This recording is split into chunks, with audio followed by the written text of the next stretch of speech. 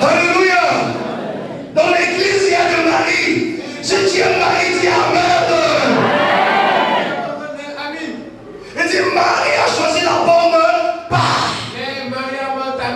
Venir à l'église à l'heure, c'est choisir la bonne part. Je ne dois pas venir après l'intercession. Je dois m'asseoir au pied du Seigneur pendant l'intercession. Il y a des chrétiens qui viennent à 11h. Ici, déjà l'heure de la louange, de l'adoration, de la prédication. Ce sont des marques. Dis à ton frère, toi qui as l'habitude de venir au regard, tu as la sémence de marque. Touche le sujet, ceux qui sont dehors. Touche. Les maris sont dans la salle. Parce qu'ils sont venus à l'heure. Alléluia. Désormais, si tu es dehors, tu es marre.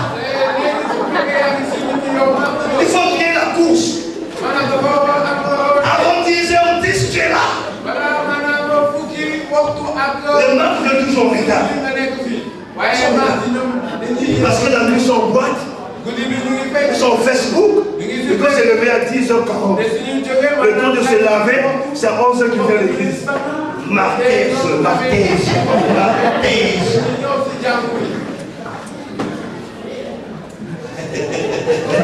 Alléluia. Mais les marques, les maris, elles ont choisi la bonne part.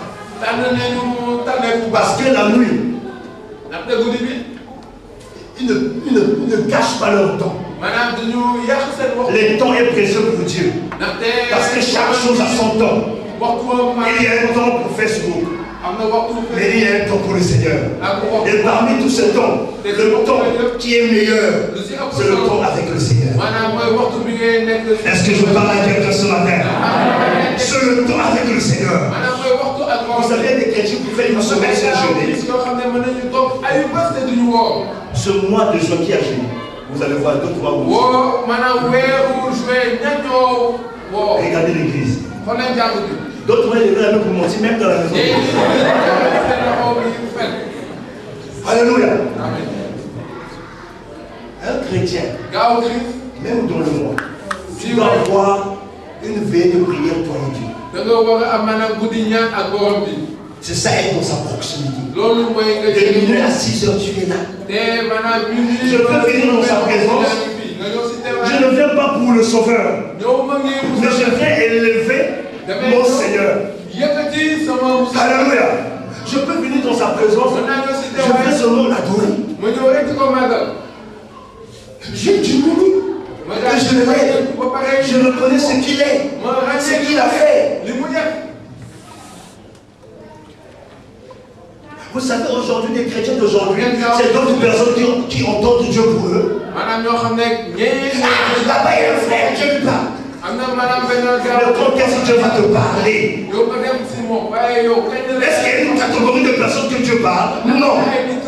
Tout chrétien qui a une proximité avec Dieu, qui passe le temps de qualité avec Dieu, Dieu lui parle.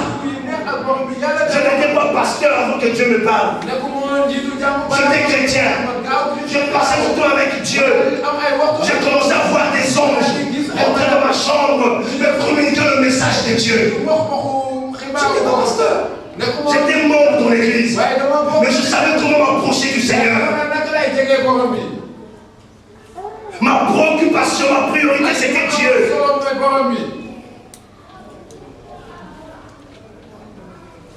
Alléluia. Alléluia. Alléluia. Gloire à Dieu.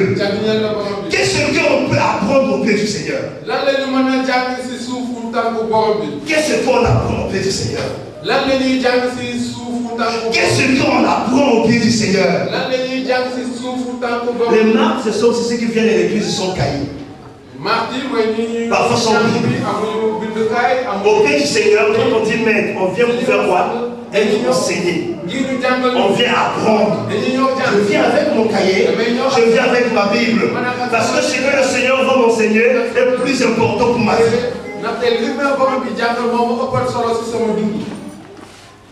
Alléluia. Amen.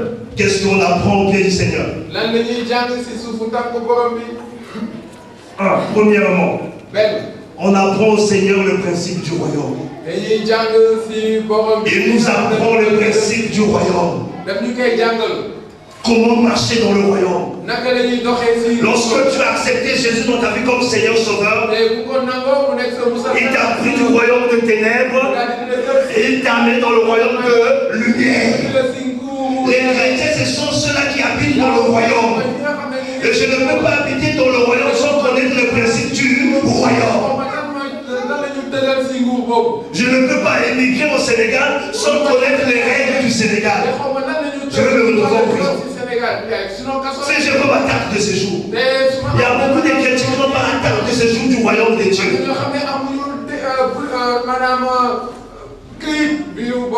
Au pied du Seigneur, on apprend le principe du royaume. Gloire à Dieu. Deuxièmement, je n'ai pas le temps de commenter.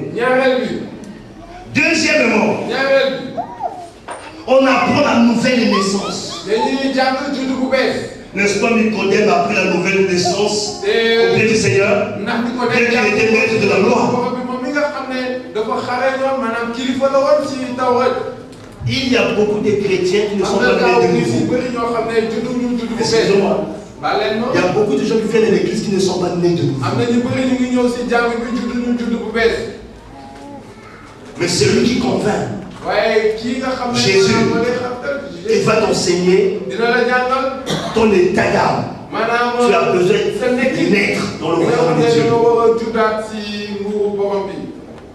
Vous savez, moi j'étais le responsable des servants de messe. J'étais responsable. Chaque dimanche, tu referais la croix. Et quand tu le vois rentrer avec l'enfant, tu dis que c'est un ange. Mais avant, j'ai d'abord pris la croix.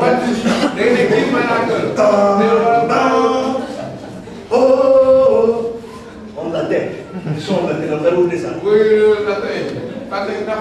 Inspirez tout. Avec mon corps. Tu vois ma robe là, tu dis que c'est comme la voiture.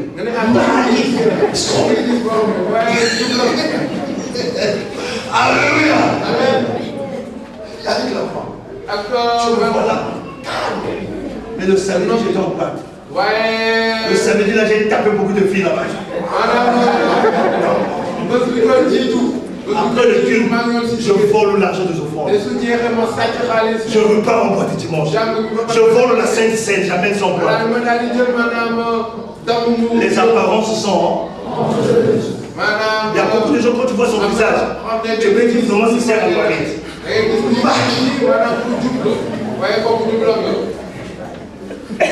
Il y a beaucoup de gens, quand tu le vois à l'église, ils s'habillent d'une manière indécente.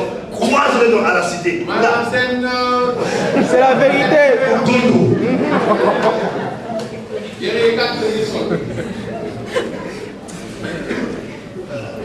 J'ai croisé une soeur. Moi j'avais honte de la regarder. Elle était mal habillée. Mal habillée. Et c'est comme ça qu'on voit des gens. Ton corps est le temple de Dieu.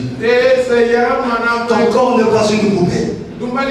C'est pas donner à n'importe qui de voir ton corps. Il faut que ce dernier le mérite. Qu'il vienne t'honorer devant tes parents. T'honorer devant les autorités civiles. Et t'honorer à l'église. Les gens voient ton corps gratuitement offert. Et parfois dans le Facebook, tu mets aussi la photo de la personne qui te voit offert. Les gens qui commentent en couple. Oui, je vous vois. J'ai vu des gens ici qui sont en couple, non? Même le responsable qui suit l'influencer le mariage, ne sait pas ça. Mais on fait ce qu'on dit en couple. Les chrétiens en couple. Et quel type de couple? Viens, on reste ensemble, il y a 80 ans. Alléluia. Je n'ai pas le temps. Gloire à Dieu. Au pied du Seigneur, on apprend ce qu'on appelle la repentance. On apprend à reconnaître nos péchés, à reconnaître que nos comportements ne glorifient pas Dieu. Je dois changer d'habitude, je dois changer de comportement. Je vais vous dire ceci. Il n'y a aucune école. Il n'y a pas une école. Il n'y a pas un institut qui peut t'enseigner comment changer de vie. À un moment, tes parents étaient fatigués de toi. Et ils ne sort que tu fais la fenêtre. Tu rentres, tu fermes la porte de la chambre. Tu lis la fenêtre. Ils pensent qu'elle a fini en train de dormir. La fille est encore.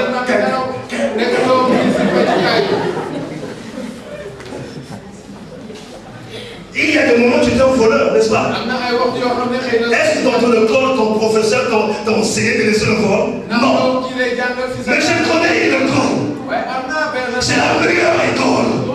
Et cette école se trouve au pied du Seigneur. Lorsqu'il t'enseigne, il te convainc du péché. Lorsqu'il t'enseigne, tu abandonnes la prostitution. Tu deviens une femme de valeur. Lorsqu'il t'enseigne, tu es convaincu de changer ton accoutrement. Je parle de cette école. Le corps du Saint-Esprit. L'Institut du Saint-Esprit. Lorsque tu es enseigné dans cette école, tu ne voles plus. Il y a des femmes qui volent, qui ramassent l'argent dans la poche de leur mari. Et là, les amis ramassent l'argent dans la veste.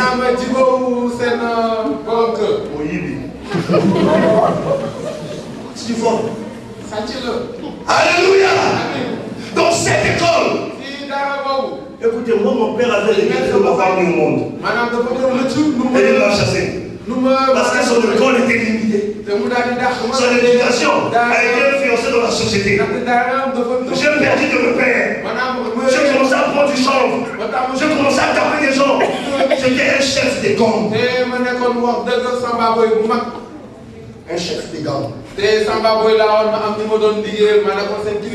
Mais lorsque le maître de maîtres, le Seigneur des Seigneurs, il ne vient pas avec un cahier. Non.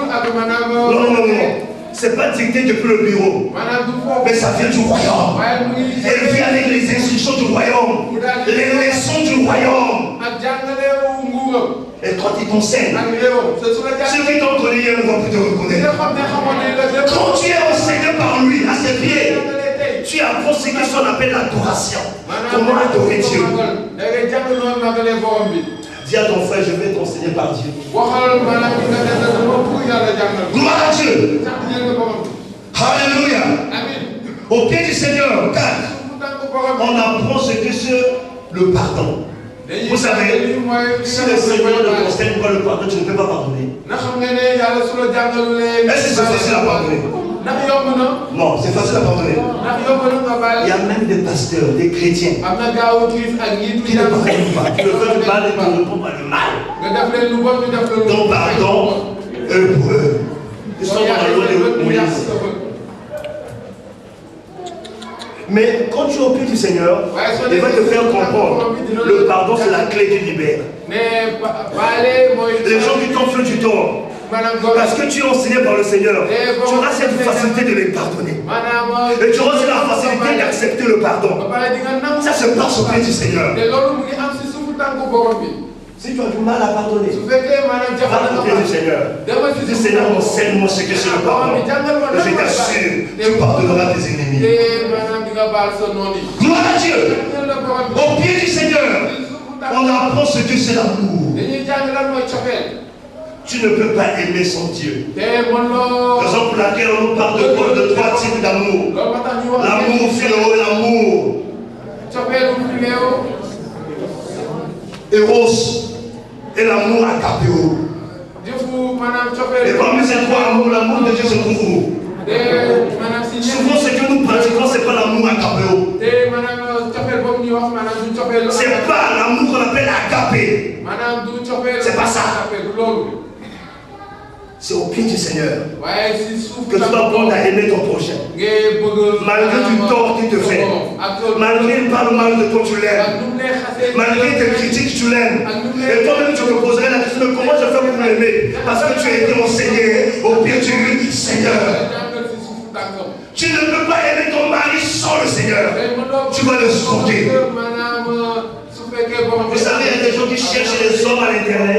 Il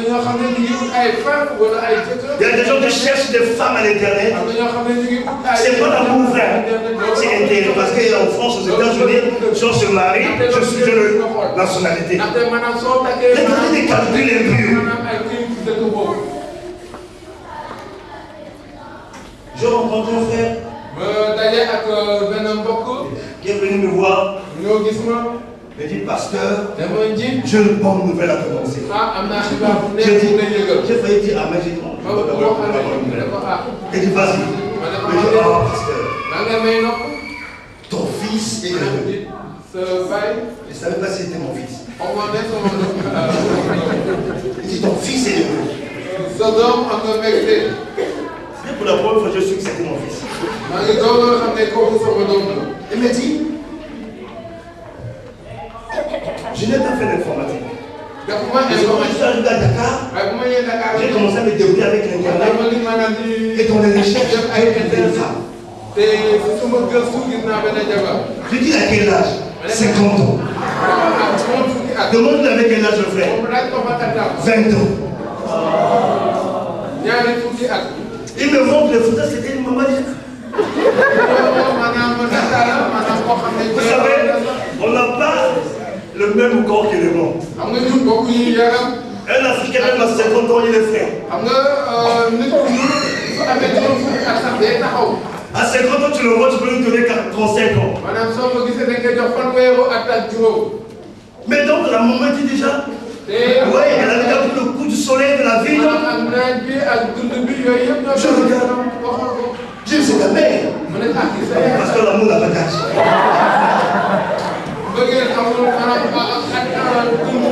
L'amour a d'âge. C'est le bout. Un homme qui a l'âge de ton père, c'est ton père. C'est une malédiction. La Bible dit que tu ne couvriras pas la nudité de ton père. Il ne s'agit pas de celui seulement qui t'a mis au monde. Celui qui a l'âge de ton père, c'est ton père. Si ma maman 65, je vais épouser une femme de 65 ans, je vais dire que l'amour n'a pas d'âge. L'amour n'a d'âge.